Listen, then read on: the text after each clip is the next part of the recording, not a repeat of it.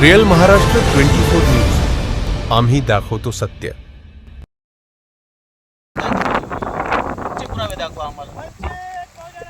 किती दिवस झाले सर?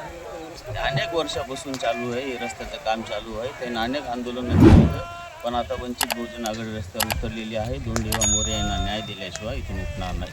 अन्यथा जर प्रशासन येऊन इथं आम्हाला काही पुरावे दिले नाही तर वंचित बहुजन आघाडी स्वतः इथं JCB लावून इथं लवदा रस्ता करून टाकेल. बरं, सध्या जे काम चालू आहे ते बँडची करते का जिल्हा परिषद काम करते? सध्या तर बँडशीवाल्याकडे दिलेलं आहे.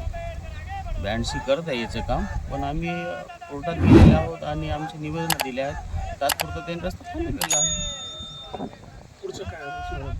सांगितलं ना तुम्हाला, त्यानं बँडशीवाल्यांना येऊन आम्हाला याचे पुरावे दाखवा, अन्यथा उद्या JCB लावून हे रस्ता करून टाकेल वंचित बहुजन आघाडी. या मोबाईलला. आहे.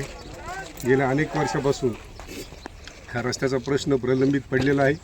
खऱ्या अर्थानं हा रस्ता नसून ही वैयक्तिक मालकीची जागा आहे. गेल्या अनेक दिवसापासून दोंडीराम जिल्ह्यात या रस्ता येथून जाणार नाही यासाठी लढत आहे. म्हणून आज आम्ही सर्वांनी या ठिकाणी त्यांना न्याय मिळवून देण्यासाठी जमलेलो आहोत आणि हा रस्ता रोको करण्यात आलेला आहे. जोपर्यंत त्यांना न्याय मिळत नाही तोपर्यंत आम्ही त्यांच्या पाठीशी राहू, खंबीरपणे उभं राहू. त्याद्वारे मी ही ग्वाही देतो. च्या आदेशानुसार वंचित बहुजन आघाडीकडून मोरे साहेब यांच्या जो शेतातला रस्ता नव्हता, प्रशासनाच्या गलथान कारभारामुळे मी पहिले पूर्ण जे याच्यात इन्व्हॉल्व प्रशासन आहे त्याचा जाहीर निषेध करतो आणि यांच्यावर महसूल अधिनियमानुसार गुन्हे दाखल करण्याची सर्वप्रथम मागणी करत आहोत. जोपर्यंत मोरे साहेबांना न्याय मिळत नाही, हा रस्ता त्यांच्या शेतातून रस्ता काढलेला आहे. जाणीवपूर्वक जातीयताला चालना दिल्याचं काम इथल्या प्रशासनाने आणि इथल्या प्रतिनिधीने केलेलं आहे.